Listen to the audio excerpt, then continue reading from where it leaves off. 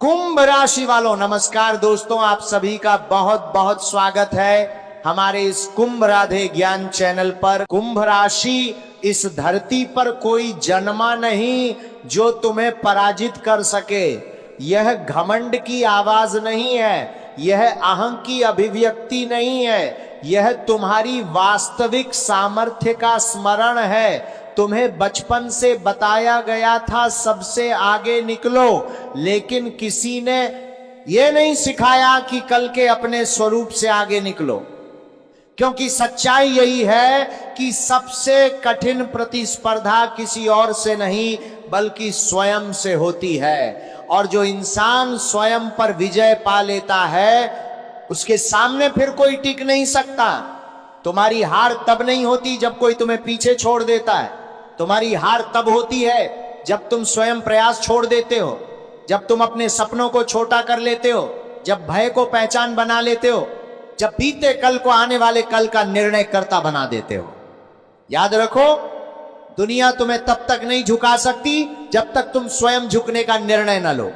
लोग कहेंगे उसके पास संसाधन थे, उसके पास साथ था, उसका भाग्य मजबूत था, पर इतिहास गवाही देता है कि महानता साधनों से नहीं दृढ़ निश्चय से बनती है। जिन्होंने ऊंचाई पाई उन्होंने हालात को दोष नहीं दिया, उन्होंने हालात को मोड़ा।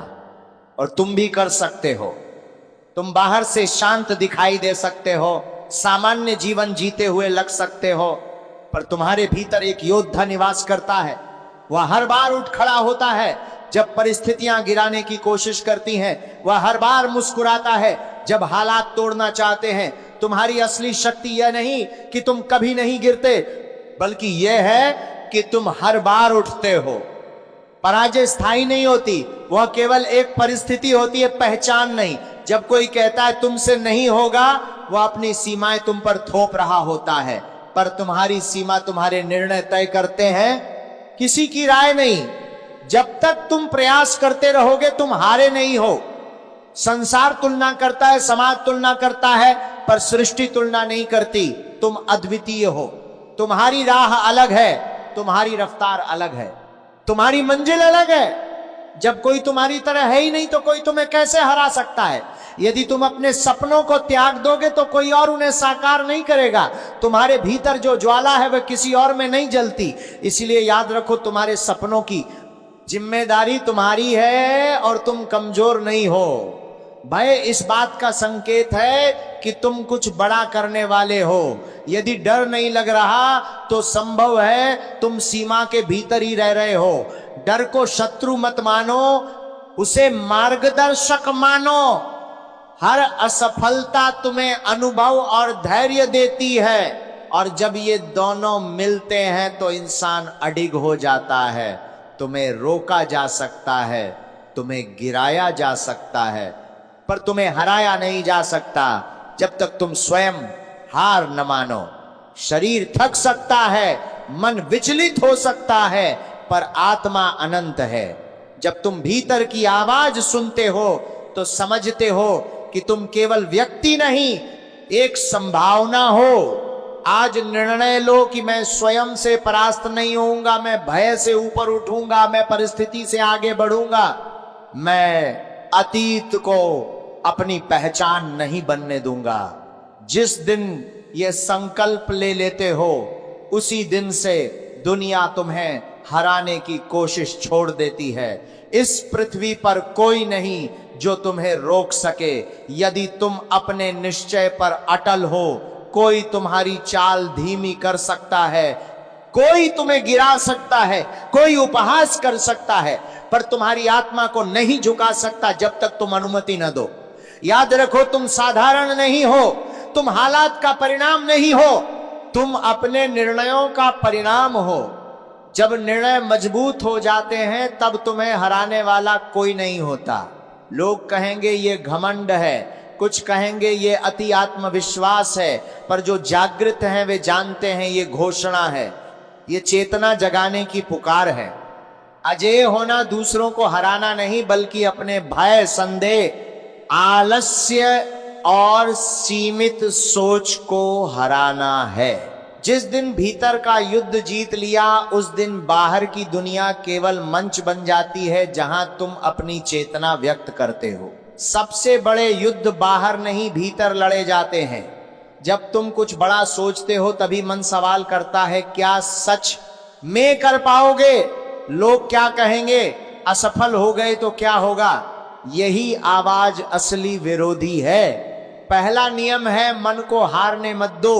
तुम स्वयं से क्या कहते हो यह महत्वपूर्ण है। यदि कहते हो मैं कमजोर हूं तो वही बनते हो। यदि कहते हो मैं सीख रहा हूं तो आगे बढ़ते हो। मन वही आकार लेता है जो वह बार बार सुनता है। इसलिए सशक्त आत्म संवाद जरूरी है। प्रेरणा क्षणिक है पर अनुशासन स्थायी है।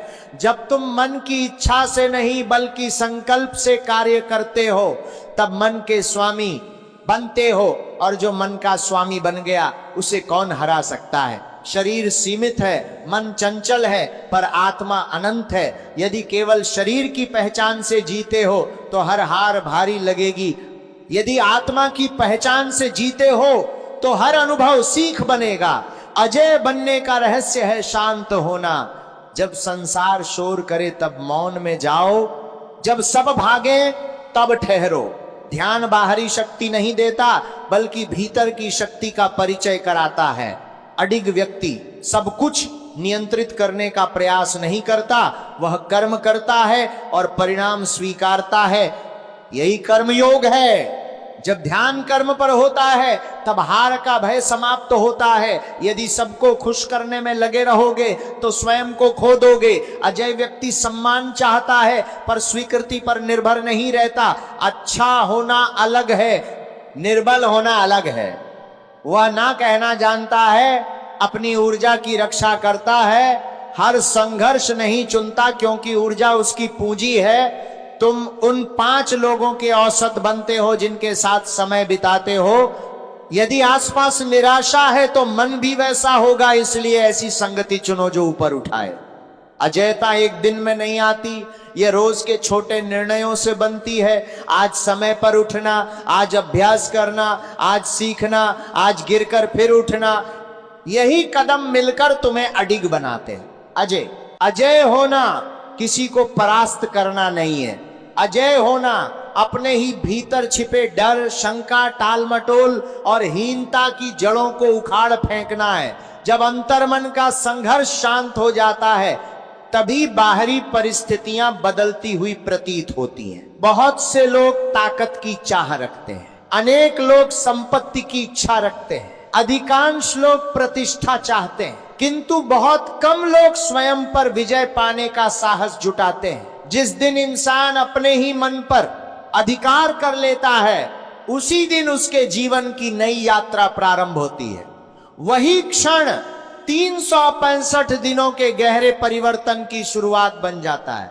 जब कोई भीतर से अडिग हो जाता है उसका मन धुंध से मुक्त हो जाता है, निर्णय स्पष्ट और तीव्र हो जाते हैं, उलझने घटने लगती हैं। वह अगर ऐसा हुआ तो से आगे बढ़कर अब मुझे क्या करना है पर केंद्रित हो जाता है। यही मानसिक स्पष्टता उत्कर्ष की प्रथम सीढ़ी है। कई महान खिलाड़ियों ने स्वीकार किया है कि मैदान में उतरने से पहले की मानसिक तैयारी ही उन्हें विशिष्ट बनाती है। शारीरिक शक्ति बाद में काम आती है, पहले आती है मानसिक दृढ़ता। अटल व्यक्ति का मन बिखरा नहीं रहता, वह लक्ष्य पर केंद्रित रहता है। जो भय पहले पहाड़ जैसा लगता था अब वही अवसर जैसा प्रतीत होता है। अजय मनुष्य खतरे से भागता नहीं बल्कि समझदारी से कदम बढ़ाता है। कई लोगों ने भय के बावजूद निर्णय को प्राथमिकता दी और पीछे नहीं हटे। डर मौजूद था लेकिन संकल्प उससे कहीं बड़ा था। लगभग 90 दिनों में आत्मविश्वास स्थिर होने लगता है। वह दूसरों की स्वीकृति पर निर्भर रहना छोड़ देता है। जब व्यक्ति भीतर से मजबूत होता है तो वह स्पष्ट ना कहना सीख जाता है। पहले जहां वह सबको प्रसन्न रखने में लगा रहता था अब वह अपनी ऊर्जा की रक्षा करता है। अडिग व्यक्ति जानता है कि हर संबंध को ढोना आवश्यक नहीं होता। लोग कम होते हैं पर संबंध गहरे होते हैं। उसकी मित्रता सतही नहीं रहती, वह सच्चाई और विश्वसनीयता को महत्व देता है। मजबूत नेतृत्व के लिए साफ दृष्टि और सीमित भरोसेमंद साथियों की आवश्यकता होती है। जब तुम भीतर स्थिर हो जाते हो तो तुम्हारे आसपास भी संतुलित लोग जुड़ने लगते हैं। अजेय व्यक्ति अपमान को चुपचाप नहीं सहता, वह बदला नहीं लेता पर दूरी बना लेता है। धीरे धीरे जीवन हल्का होने लगता है और अनावश्यक टकराव समाप्त होने लगते हैं। ऐसा व्यक्ति अवसरों को पहचानने लगता है। जहां पहले बाधा दिखती थी, अब संभावना दिखाई देती है। धन केवल भाग्य से नहीं आता, नियमित प्रयास से आता है। अटल व्यक्ति काम को टालता नहीं, वह समय पर कदम उठाता है। 1 वर्ष के भीतर उसकी आदतें परिवर्तित हो जाती हैं और वही आदतें भविष्य का निर्माण करती हैं। वह तुरंत लाभ के पीछे नहीं भागता, बल्कि स्थायी प्रगति को चुनता है। निवेश, कौशल, संबंध निर्माण सब सुनियोजित हो जाते हैं। उसके व्यक्तित्व में अलग आभा झलकती है, क्योंकि उसमें भय का भार नहीं रहता। लोग उसकी उपस्थिति में सहज और सुरक्षित अनुभव करते हैं।